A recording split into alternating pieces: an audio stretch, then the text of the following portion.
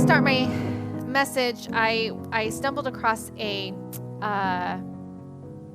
Bible study for, it's kind of like for teens, but I think I'm going to do it with all my kids, even Jackson, he's 10.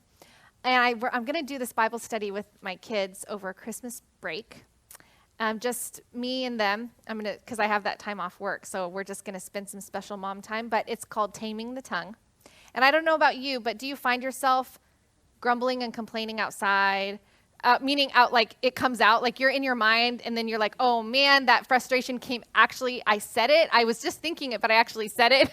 And my kids heard me, or my employees, or the parents at the preschool heard me. And so it's just kind of, it's about taming the tongue. And I was looking at it and I was like, man, I could use, this would be good for me. And so anyways, I'm going to do this little Bible study with my kids. But if you would like to do something like that with your kids or grandkids, I can give you the name of it. I'm going to order it. And just a little thing fun. My kids are going to be like, you're going to make us do work. But I'll make it fun and special for them. We'll get hot chocolate, and we'll have our special time every day that we get our Bibles out. And so anyways, I'm looking forward to that. But we can all use help in taming our tongue, couldn't we? Especially now, because I feel like there's more to complain about. So we really need help in that. Okay. So I encourage you guys, if you have missed any of the series, that they've been posting them online, so go back and watch them. Last week we talked about the importance of covering. And the reason we talked about covering was because you have to cover something in order to uncover it. And the word that the Lord had spoken to Stephanie, and when she talked about it with all of us leaders, we got together, and that's what created all of this emergency preparedness kit, is because she felt the word was uncovering and moving forward. And from that came all of these other things that are important to have on hand when you're facing an emergency situation, like when COVID hit and everybody freaked out and bought all the toilet paper in all those stores. So it's one of those things where you're like, oh, trouble has come. I need to be prepared. So that's what came out of this. But tonight we're going to talk about the importance of uncovering and moving forward. So remember that the importance of an emergency preparedness kit is to have it already ready when you need it. So you don't want to be grabbing stuff like an emergency happens and you're like, oh no, I need to get my this. And you don't want to be putting stuff into your kit while the emergency is happening. You want it already there. And like I shared my story about getting lost in the woods last week, and I'll finish that today, I promise. I'll let you guys know how it ended. But I was prepared for this hike. Our youth group took a trip, and we were hiking the back of Half Dome up in Yosemite. So I was prepared for that, but I wasn't prepared for the little walk that my friend and I took in the evening after dinner was over. And so you want these kits, you want it ready, you want to have at hand, so when you need something, it's right there. And so but we talked about the importance of covering, and in my expertise of military movies, I talked about how I know this because I've watched enough movies with my boys. So when you're under attack in the military and you run out, you yell, cover me, and then you kind of run out, and you have your destination where you're going, or you have something that you have to do, you have to finish this task. And so you have to rely on your team. So we need to rely on the Lord for covering. He tells us he's our shelter and our covering and our protection. But now we're going to move into uncovering. And here's what's interesting.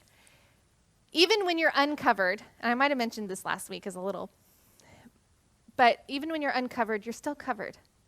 Because even though you're out in the open and you're exposed, your team is still covering you. They've still got your back.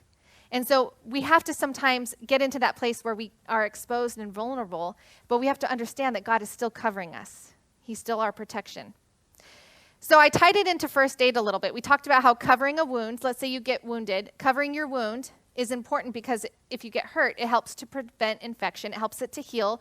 You have to stop the bleeding, all of that. So that's important. But it's important to have the right covering. So we talked about you don't just go to anybody for covering, right? Who do we seek? Who's the person we can rely on? God. Thank you. Don't all tell me at once. They're all like, wait, let me look in my notes. It's God. Mm-hmm. Yes, Jesus is our covering. We talked about our deep need for God. But we have to have the right So do you ever go to the wrong people to vent and then you wish you could take it back? Go to the Lord first. And if you have any question at all, God's the one that you can trust. He's the one that you can vent to, and it's not gonna get out there, and rumors aren't gonna spread. But we do have to tame our tongue. We do have to be careful. But God is our covering. He will protect us. He's the one that we seek first. He's the one that we need. So uncovering. Now, in talking about a wound, I was looking up, and I found this medical site, and I was like, Lord, you are amazing. Because I'm not in the medical field, so I don't know all of these things. In fact, I get a little squeamish around that kind of stuff. So I looked up and I found 4 stages, and this was on a medical site. So I found it online, so you know it's true. But there are 4 stages to wound healing, and I'm so excited about this because it ties everything in. The first stage to wound healing is stop the bleeding. Well, that's where we talk about the covering, right? It's important to have cover. To stop the bleeding, you have to apply, they say to apply pressure. Okay, have you guys ever in your life felt like God was applying a little too much pressure, and you're like, God, this is uncomfortable. The situation, that hurts, ow, that hurts. Because immediately when you get hurt, you don't want to touch it. When your kids get hurt and you're like, oh, are you okay? They're like, don't touch it.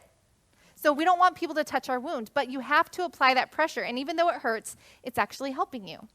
So God, as our covering, will sometimes put the pressure on us. But just like in first aid, it's the good pressure. Okay, so God will sometimes put the pressure on us, but it's good. We need to trust the process. We need to trust Him. The next stage, the second stage to wound healing is the scabbing over and the clotting. Hear this. Once a wound isn't bleeding anymore, the body can start the healing process. This might make the area look inflamed, red, and swollen. You may need to check on the wound to make sure that it's healing properly. It might not look the way you want it to look. It might look gross or scary, but you need to trust the process. And I was like, oh, God, you're so good. I'm so glad that I found this, because I immediately apply that to our lives. And I'm like, how many times have I been in a situation, okay, and we don't like the pressure, and then we're afraid to, like when you do get hurt and you're afraid to look at it, you're like, oh, no, I'm just going to keep it covered. I don't want to see it, right? But we have to constantly check to make sure it's healing properly. We need to be checking in with God all the time. We need to make sure that we're healing properly. We need to make sure that we are growing and getting stronger. And don't freak out if it doesn't look the way it's supposed to look, the way that you think it should look, and in your timing. Because remember, it's God's timing and it's His way. And so I love that it might not look like it's healing, but it's healing, and we need to trust the process. And sometimes it's not going to look like we're going to question, God, I don't like this. I don't think that this is right. I don't think that what's going on in my life. In fact, God, I prayed, but it's actually looking worse. And then we start doubting God, because we're looking at our life going, this is looking really bad. This is not healing. This is not getting better. But we have to trust the process. We have to trust God. It's stage 2. It might not look the way you want it to look, but you need to trust the process. Stage 3. This is what it says. I kid you not. Rebuilding. Once the wound is clean and stable, your body can rebuild the healing site. You might see a fresh, red, and raised scar. Rebuilding. God is constantly rebuilding in our lives. He is growing us. And I love that it says once the wound is clean and stable. When you look at that wound, you have to uncover it to look at it, right? And even though you might not want to, trust the process. You got to look at it. And you will see that it's actually healing. And it says the wound is clean and stable. God is stabilizing us. Ladies, we don't have to be shaken. Kevin talked about it yesterday. But trust the process. Clean and stable. And do you know what's going to tell you that it's clean and stable? Is the scar. Now, how many of us want to hide our scars because we've been wounded so deeply? Things have happened in our lives that have hurt us so much that we don't like to expose our scars. In fact, we don't want to look at them, so we definitely don't want others to look at our scars, and so we keep them covered. But we have to uncover the scars. We have to expose the scars. Those scars show that the wound is healing. Those scars show that it's stable, and God is in the process of rebuilding us. So the hurts that you've experienced in your life, those scars that you have, use them for His glory. Show the world your scars, because they tell of the victory that God is accomplishing in your life. The rebuilding process, that scar reminds you that you are stable, that God does have you, that He is working in your life. And it says it's continuing the healing process. So the scar is actually a good reminder for you, even if it's ugly, because we don't like them, right? And they're reminders, but let it be the reminder that God's working in your life. Let it be the reminder of where he's taken you. The last stage to wound healing is maturation. So you're becoming mature, strengthening. Even after the wound is closed and repaired, it is still healing. Your body continues to repair and strengthen the area. Ladies, after we're uncovered and exposed and a little vulnerable before the Lord, and let me just tell you, when you get vulnerable, make sure you're getting vulnerable with the right people. But once that happens, now you got to move forward. Now you're becoming mature and you're still healing. It's an ever happening process, ladies. We are always going to be healing. We are always going to be moving forward. God is still always working in our lives. Your body continues to repair and strengthen the area, and that's what God is doing in your life. So uncovering leaves us exposed. We don't like that. But in survival, you need to be exposed so you can be rescued. Because if you're hiding in a cave to shelter yourself, but you're wanting to be rescued, is anyone going to see you? No, you have to come out in the open and you have to say, hey, rescue me, I need help. Well, for us ladies, that is very hard to do. I don't know about you, but it's hard to ask for help. It's sometimes hard to even go up to people for prayer because we don't want to get vulnerable with them. We don't want to share that part of ourselves. But that's an important process of growth, especially in our faith. So we need to make sure that we are getting vulnerable, right, with the Lord. And it's okay to ask for help. In fact, it's kind of necessary to ask for help if you're going to be rescued. If you want to be saved, you need to ask for help. You need to come to the realization, like we discovered last week, I need you, God. I need you. I can't do it on my own. I want to read the story about Abraham. And this is, we're going to follow along. This is out of Genesis chapter 12. And we're going to see Abraham become vulnerable and exposed, uncovered, if you will. And we're going to do the first verses 1 through 9. I'm going to read. And I love that it shows the vulnerability and the obedience that he had in order to do what God asked him to do. Starting in verse 1. The Lord said to Abram, go from your country, your people, and your father's household to the land I will show you. So he's asking him to leave where he's comfortable, to go out in the open, to the unknown. I will make you into a great nation, and I will bless you. I will make your name great, and you will be a blessing. I read that, and I'm like, I want that to be me. I want you to make a great nation out of me. I want you to bless me. And then I want to be a blessing to others. Isn't that what this is all about? Bless me, God, so that I can bless others. Here's the promise that God gave to Abram. I will bless those who bless you, and whoever curses you I will curse, and all people on earth will be blessed through you. That's us. We get to share in the blessing. So Abram went as the Lord had told him, and Lot went with him. So he obeyed, right? He left. He left his safe little covering, his country where that was all he knew, and he set out for the unknown. He was 75 years old when he set out from Haran. He took his wife Sarai, his nephew Lot, all the possessions they had accumulated, and the people they had acquired while they were in Haran, and they set out for the land of Canaan, and they arrived there. Abraham traveled through the land as far as the site of the great tree of Moreh at Shechem. At that time, the Canaanites were in the land. The Lord appeared to Abram and said, to your offspring, I will give you this land. So he built an altar there to the Lord who had appeared to him. I love that. So he goes and obeys God, puts himself out there, and then God appears to him. God's like, I'm still here. He tells him, he gives him a promise. After he leaves his home, he's got everybody, he goes to this new land, and then God reminds him. He's like, hey, don't worry, I've got you.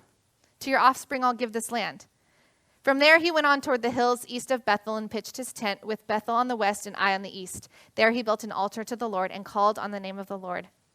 Then Abram set out and continued toward Negev. So while he's out there in the unknown, totally uncovered, right, in new territory, he's calling out to the Lord. He's giving glory to God. And that's where our praise needs to be. That's where our focus needs to be. He left his country and family and headed into unknown in obedience to God while continuing to move forward. He knew what God called him to do, and so he was moving forward. Is it not up there? Oh, sorry. We're coming now to verse 10. So we're at Genesis chapter 12, verse 10. Now there was a famine in the land, and Abram went down to Egypt to live there for a while because the famine was severe. As he was about to enter Egypt, he said to his wife Sarai, I know what a beautiful woman you are. When the Egyptians see you, they will say, this is his wife. Then they will kill me, but they will let you live. Say you are my sister so that I will be treated well for your sake and my life will be spared because of you. Did you read anywhere? Did I miss a part? Did God tell him to say that, to do that? Okay, I just was checking. So when Abram came to Egypt, the Egyptians saw that Sarai was very beautiful. And when Pharaoh's officials saw her, they praised her to Pharaoh, and she was taken into his palace. He treated Abram well for her sake, and Abram acquired sheep and cattle, male and female donkeys, male and female servants, and camels. But the Lord inflicted serious disease on Pharaoh and his household because of Abram's wife Sarai. So Pharaoh summoned Abram. "What have you done to me?" he said. "Why didn't you tell me she was your wife? Why did you say she is my sister so that I took her in to be my wife? Now then, here is your wife. Take her and go." Then Pharaoh gave orders about Abram to his men, and they sent him on his way with his wife and everything he had. When we're feeling vulnerable, we have a tendency to make rash decisions that maybe aren't the best. What we see here is he settled in Egypt, but he took matters into his own hands, which we tend to do, especially if we're afraid, especially if stuff's new and we're like, I don't really know what to do. I feel like I know what's best for me. I feel like I know what should be happening here. And so we decide for ourselves. And how does that turn out?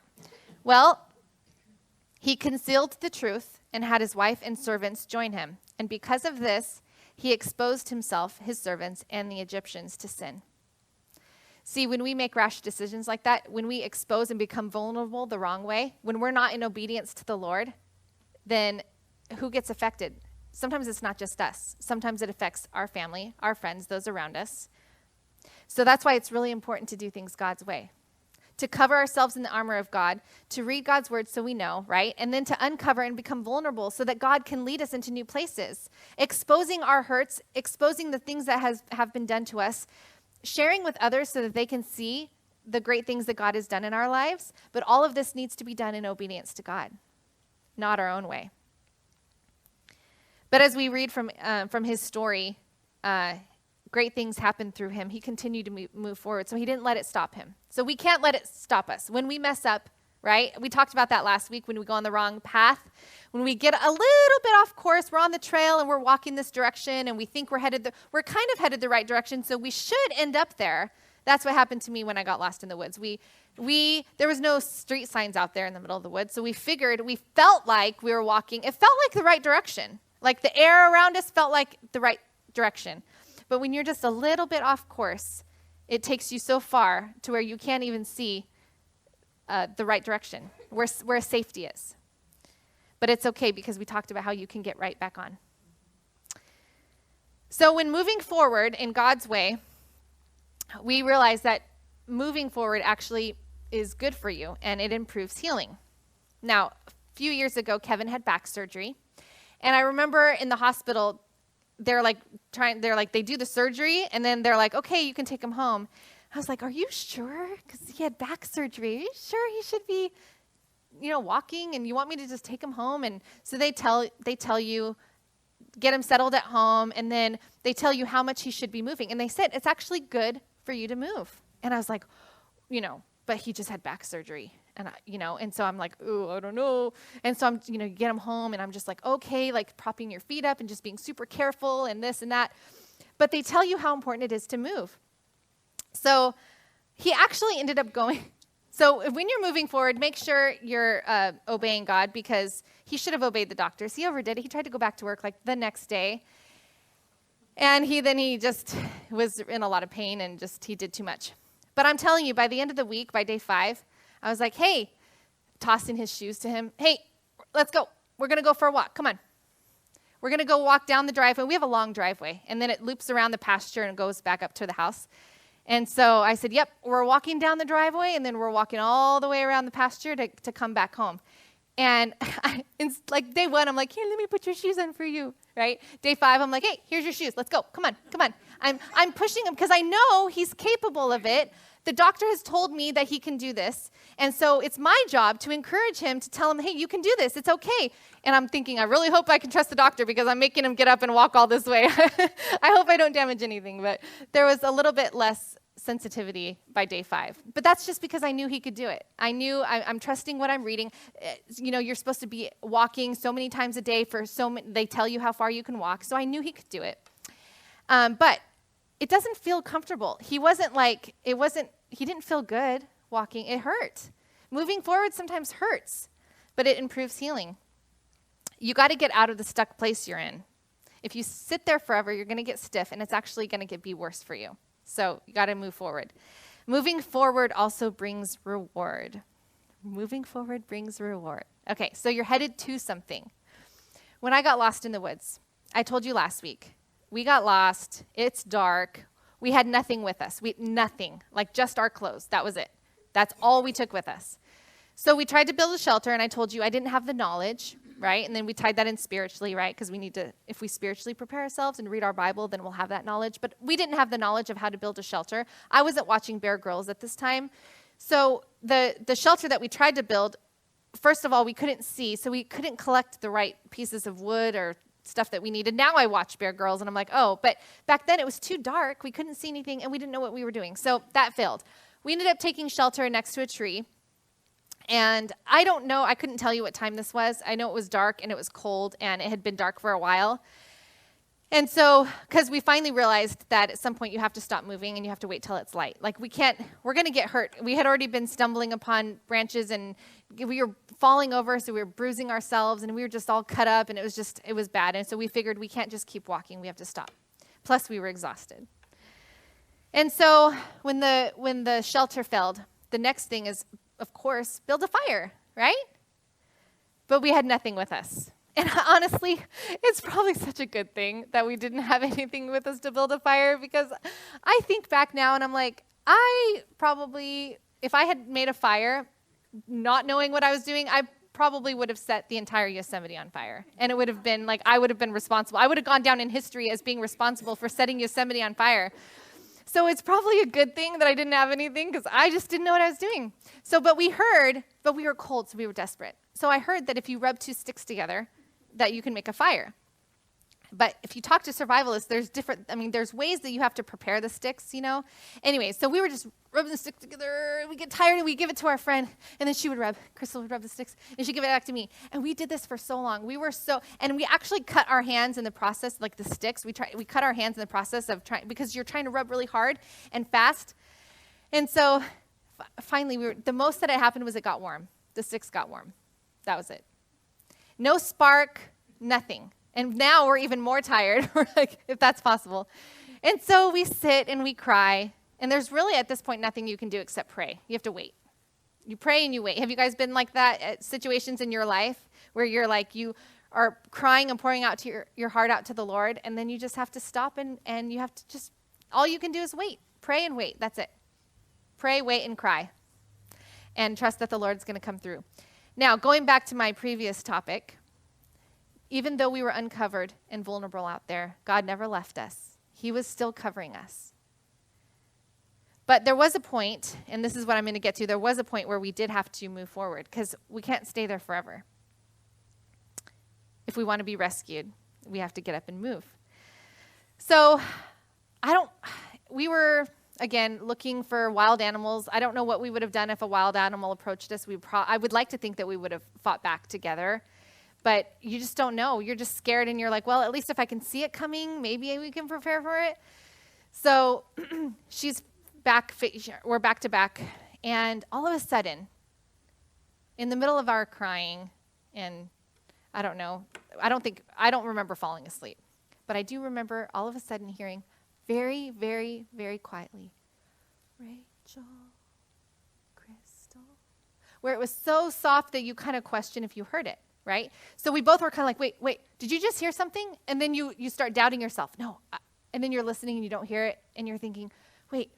And then she's saying she heard something, and I'm saying I heard something. So now we're just quiet and we're just listening as much as we can. We're listening to try to hear anything. And we hear it again. Rachel, Crystal. And we immediately jump up to our feet and we start screaming. Like, I don't know how long we screamed for. We screamed for a really, really, really, really, really, really long time. And then after we're screaming and crying, we just stop and we listen. And a little bit closer, we hear, look for the light.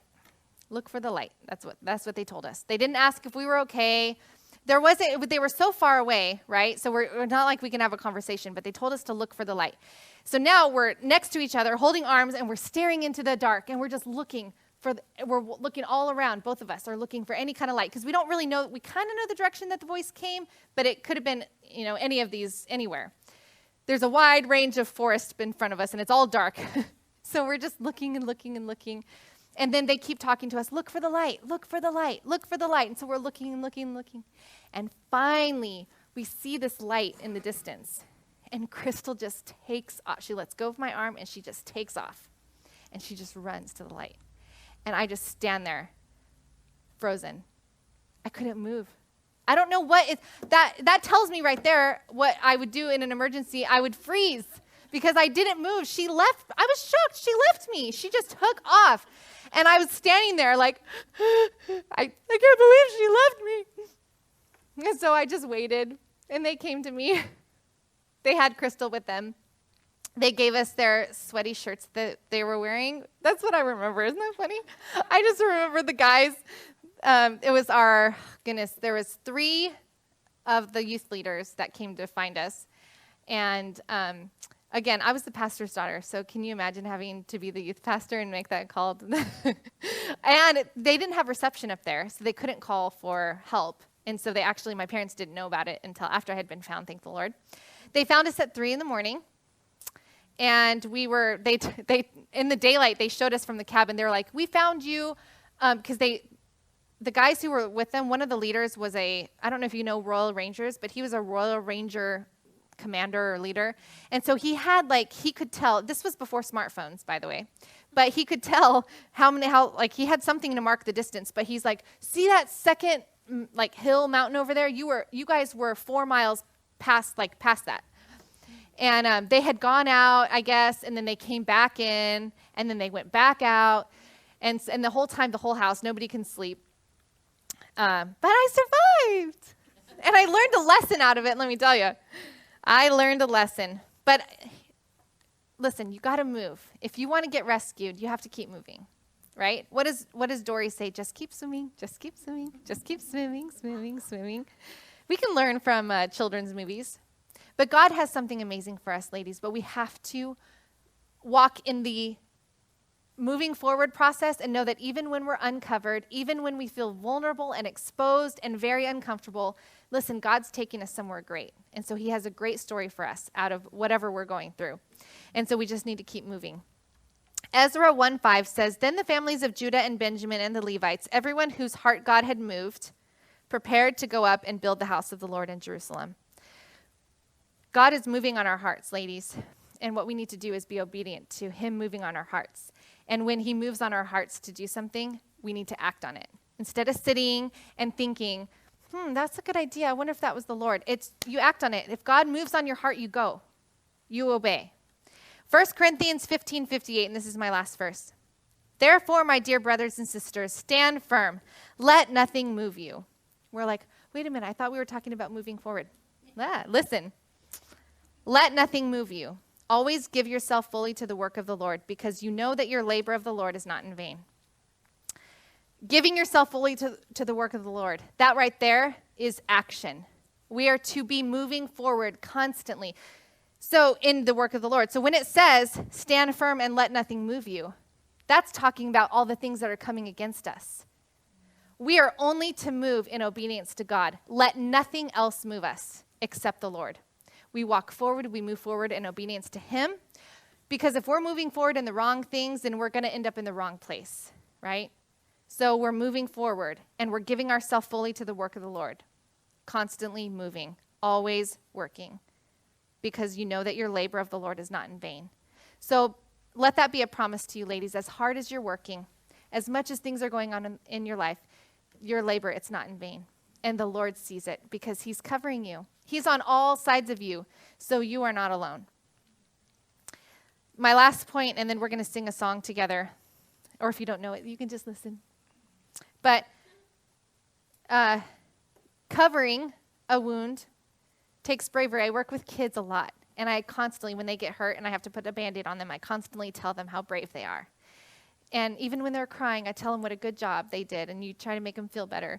And then, as parents, it takes bravery when you take that bandage off, because this is another part of uncovering that's uncomfortable. Man, those Band-Aids. You don't want to take those Band-Aids off slowly, because it makes it worse. You just rip that thing off. You count 1, 2, and then you rip it off. The kids are like, I don't want a Band-Aid, because they don't want to take it off. But listen, it takes bravery. It takes bravery to uncover.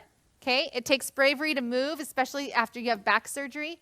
Put yourself, whatever situation you're facing in your life, it takes bravery to move forward. It takes bravery to get out of the place that you're in. It takes bravery to obey God, because sometimes he asks things of us that seem impossible to us, and we don't know how it's going to work out. And it's a complete step of faith. And we step out, and then we uncover the wound, right? And I was saying earlier, and it looks just as infected or it looks really bad, and you're like, it looks like it's infected.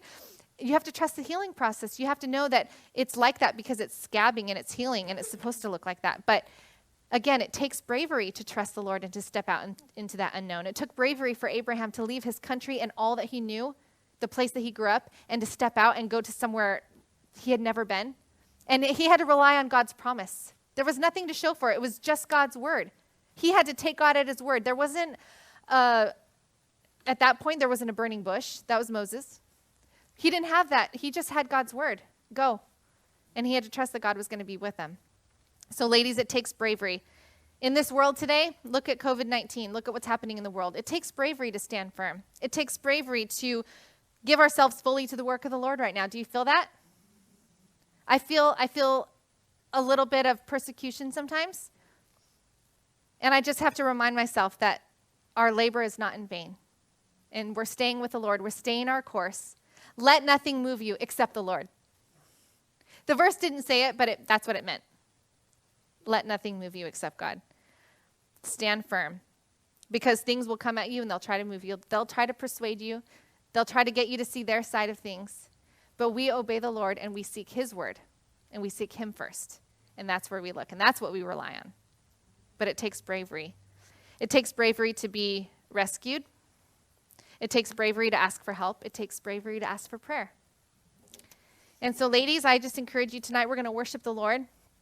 And I just want to encourage you to step out in that bravery, to not be afraid for what God has. And don't be afraid of how the world looks today.